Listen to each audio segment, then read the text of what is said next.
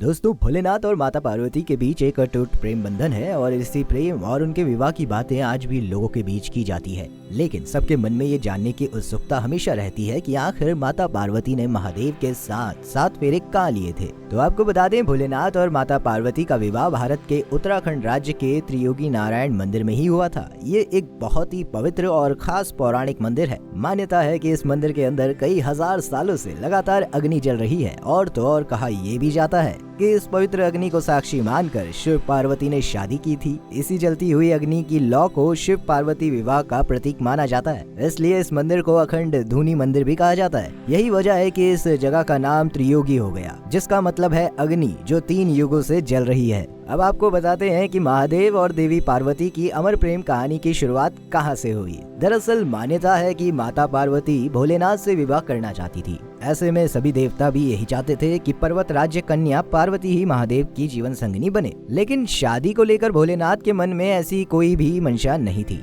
पर हमारी माता पार्वती भी बहुत हठी थी। उन्होंने भी ठान लिया था कि वो विवाह करेंगी तो सिर्फ भोलेनाथ से ही करेंगी। जिसके बाद अपनी हट को पूरा करने के लिए माता ने शिव की कठोर तपस्या शुरू कर दी। पार्वती जी को इतनी कठिन तपस्या करता देख महादेव ने अपनी आँख खोली और पार्वती जी को समझाया कि वो किसी समृद्ध राजकुमार से शादी करें। उन्होंने ये भी बताया कि एक तपस्वी के साथ जीवन बिताना कितना कठिन होता है। लेकिन माता पार्वती अपना फैसला बदलने को तैयार ही नहीं थी। उन्होंने साफ कह दिया था कि वो विवाह करेंगी तो सिर्फ शिव जी से ही करेंगी। माता की ये हट देखकर एक समय के बाद भोलेनाथ भी पिघल गए और उनसे विवाह करने के लिए तैयार हो गए। जिसके बाद भोलेनाथ ने फाल्गुन मास की कृष्ण पक्ष की चतुर्दशी के दिन माता पार्वती के साथ विवाह कर लिया। ऐसा बताया जाता है कि माता पार्वती ने जहां तपस्या की थी वो जगह आज केदारनाथ के पास स्थित गौरीकुंड है। वहीं महादेव ने जब माता पार्वती के साथ शादी करने के लिए हाँ कह दिया, तब माता के पिता हिमालय ने विवाह की तैयारी जोरों शोरों से शुरू कर दी और उनकी शादी उत्तराखंड के रुद्रप्रयाग जिले में करवाई। बता दें, शादी की उस जगह आज रुद्रप्रयाग एक गाँव त्रियोगी नारायण के नाम से जाना जाता है। वहीं हर साल इसी त्रियोगी नारायण में पूरे देश से कई लोग संतान प्राप्ति के लिए आते हैं और भगवान के सामने अपने जीवन में रही गई कमी को भरने की प्रार्थना करते हैं। इतना ही नहीं, यहाँ हर साल सितंबर के महीने में 52 द्वादशी की शुभ तिथि पर मेले का बहुत बड़ा आयोजन किया जाता है। त्रियोगी नारायण में भगवान विष्णु और माता लक्ष्मी का मंदिर है, जिसको शिव पार्वती के विवाह स्थल के रूप में बताया जाता है। तो देखा आपने किस तरह माता पार्वती और भोलेनाथ जी की अमर प्रेम कहानी ने शादी का रूप लिया। वैसे दोस्तों, शिव पुराण में तो ये भी बताया गया है कि महाशिवरात्रि तिथि पर ही भगवान शंकर सबसे पहले शिवलिंग के रूप में प्रकट हुए थे। इसीलिए ये दिन हर तारीख से शिव भक्तों के लिए बहुत खास है,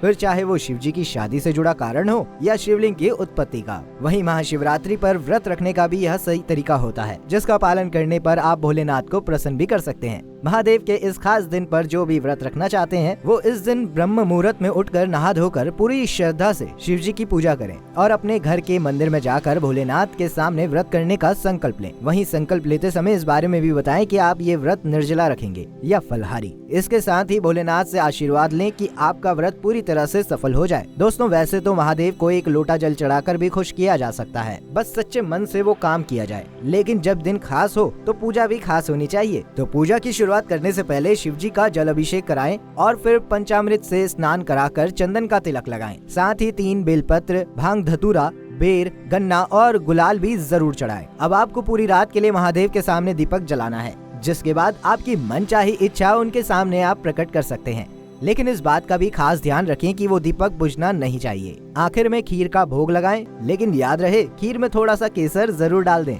ये पूरी विधि सच्चे मन से पूरी करने पर माता पार्वती और भोलेनाथ दोनों का ही आशीर्वाद मिलता है। वहीं कहा जाता है कि महाशिवरात्रि का व्रत रखने और शिव पार्वती की पूजा करने से शादीशुदा जिंदगी में आने वाली सभी दिक्कतों और दुख दर्द अपने आप ही दूर हो जाते हैं। तो दोस्तों, आज की वीडियो में बस इतना ही। अगर आप भोलेनाथ के सच्चे भक्त हैं तो कमेंट सेक्शन में हर हर महादेव जरूर लिखिएगा।